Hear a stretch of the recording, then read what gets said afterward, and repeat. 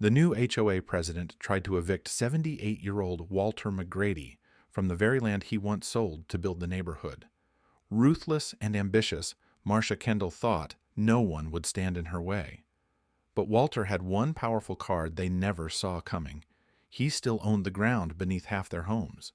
Just wait until you hear how this battle turned on its head and why justice prevailed in the end. The morning had started like any other for Walter McGrady. He'd risen just before sunrise, as he always did, fed the barn cats, checked the old Ford tractor out by the shed, and brewed a strong pot of coffee. The air smelled of freshly mown hay, a comfort he never tired of. Walter was seated on the wide porch of his farmhouse, an aging but solid two-story colonial with green shutters and a flagpole standing proud in the front yard, when the mail truck pulled up. The postman, a young fellow Walter barely knew, approached with an envelope marked Certified Mail. The kid looked uncomfortable, muttering something about just needing a signature. Walter accepted the letter with a slight frown. Official mail was rare these days.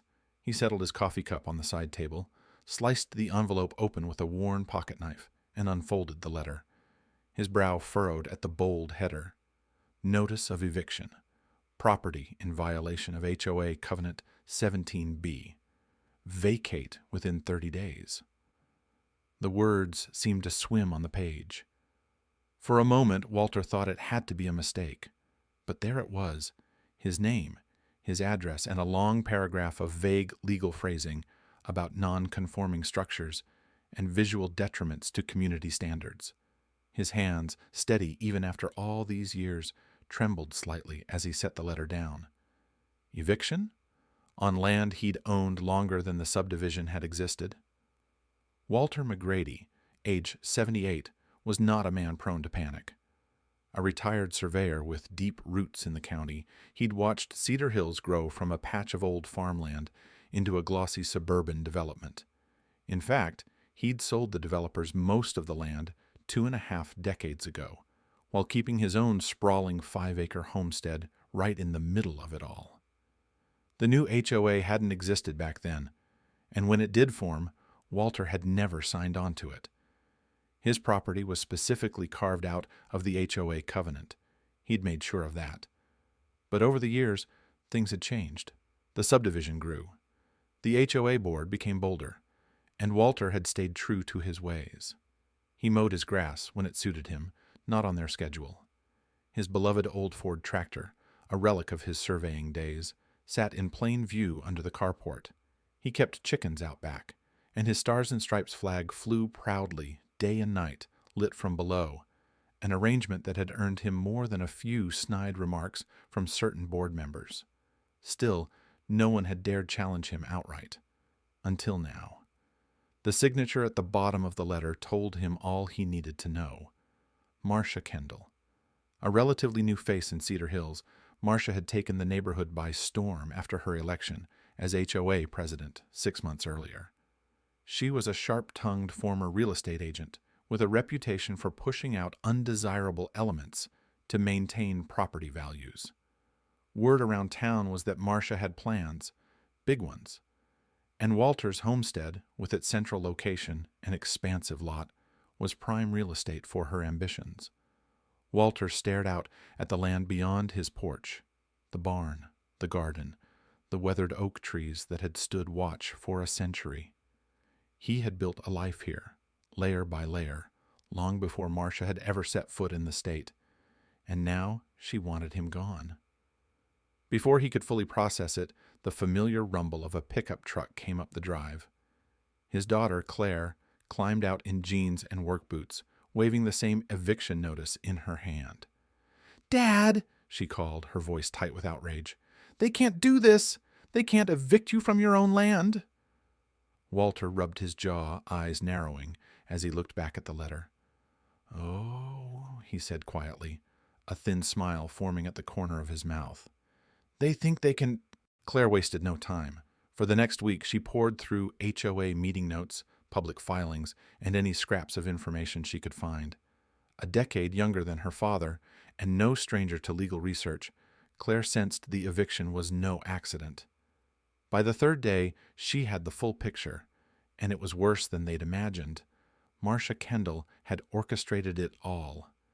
In a closed-door board session just 6 weeks prior, Marsha had pushed through a narrowly approved amendment to the HOA covenants.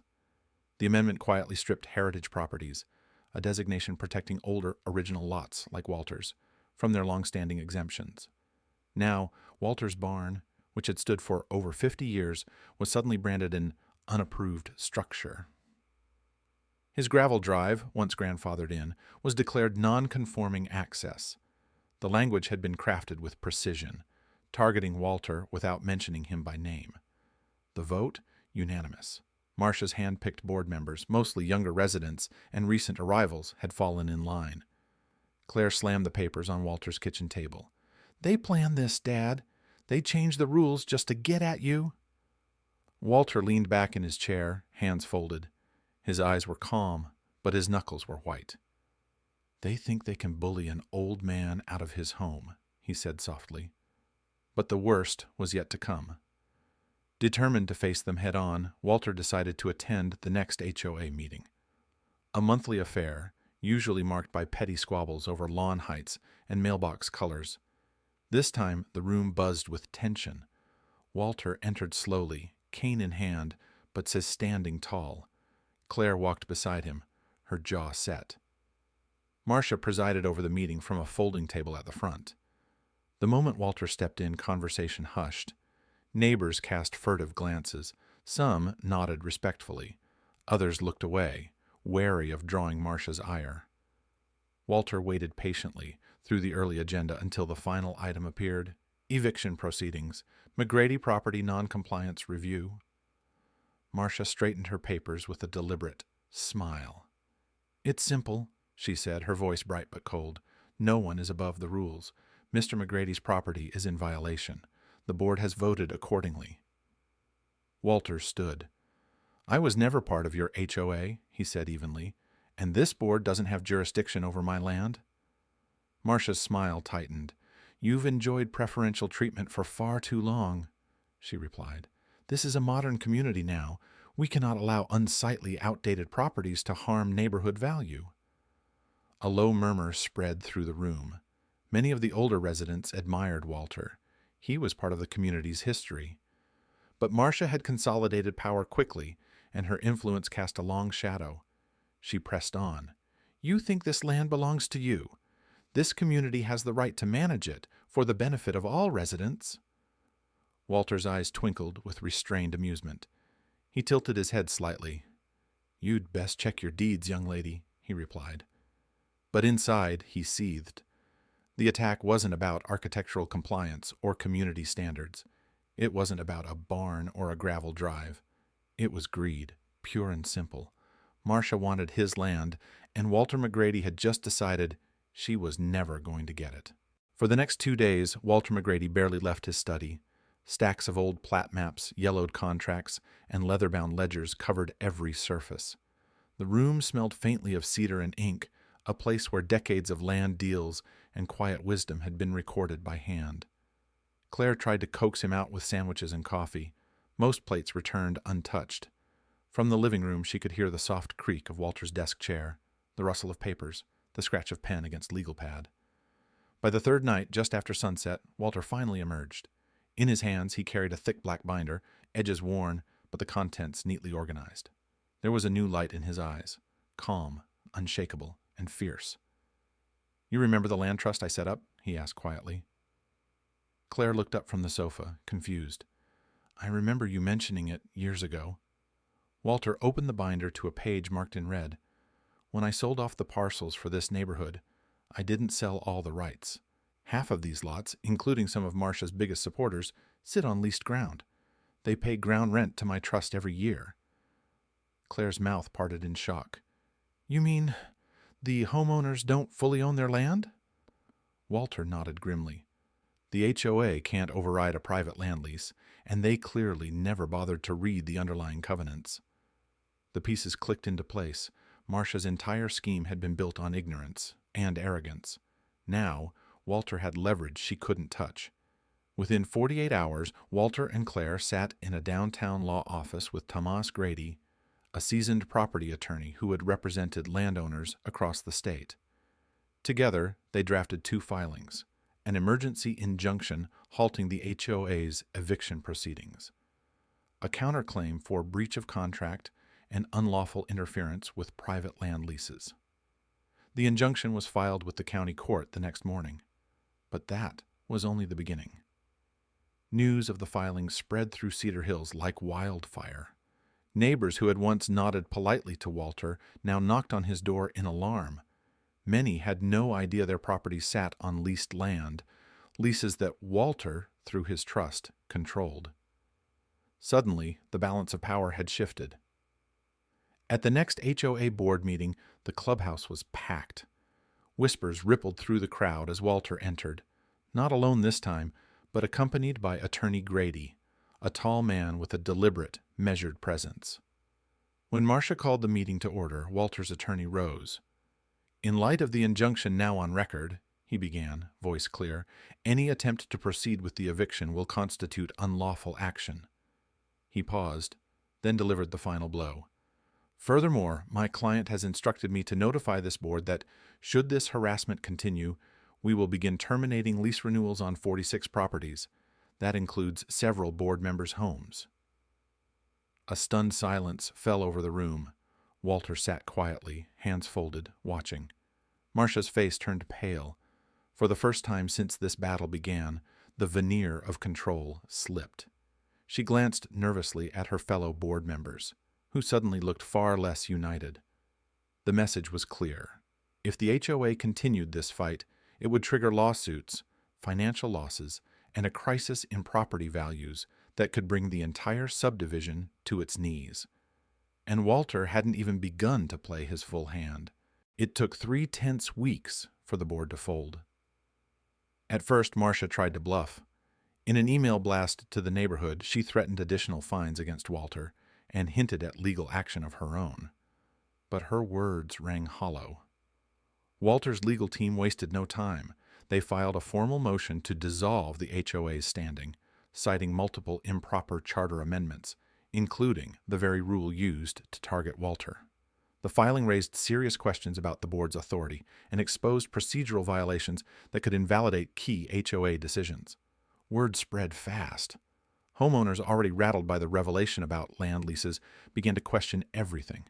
How many other decisions had been made illegally? What other risks had Marsha exposed them to? Petitions circulated almost overnight. Neighbors who had once quietly accepted the board's rule now demanded accountability. Calls for a full board recall gained momentum. Meanwhile, Walter, once the quiet old-timer in faded jeans and work boots, had become an unlikely community symbol. Some began calling him the man who drew the original lines. Others simply called him neighbor.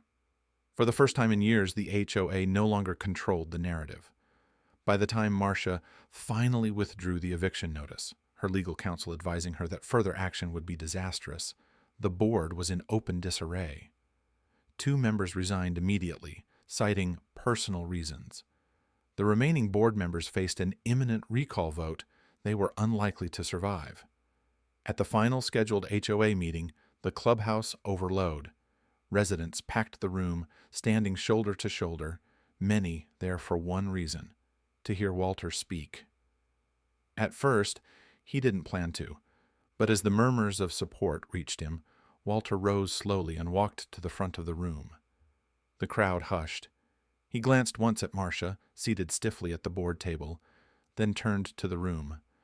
"I never sought trouble," Walter said, voice steady and calm. "But when someone tries to take what's mine, well, they'd best be ready to lose what's theirs." The words hung in the air. For a moment, silence. Then the room erupted in applause, loud, sustained, genuine. Many stood clapping with relief and newfound respect. Marsha didn't speak. She gathered her papers in silence and left the room, her once feared reputation now in tatters. Outside, beneath the evening sky, Clare hugged her father tightly. "Dad," she whispered, voice thick with pride, "you just reminded everyone whose land this really is."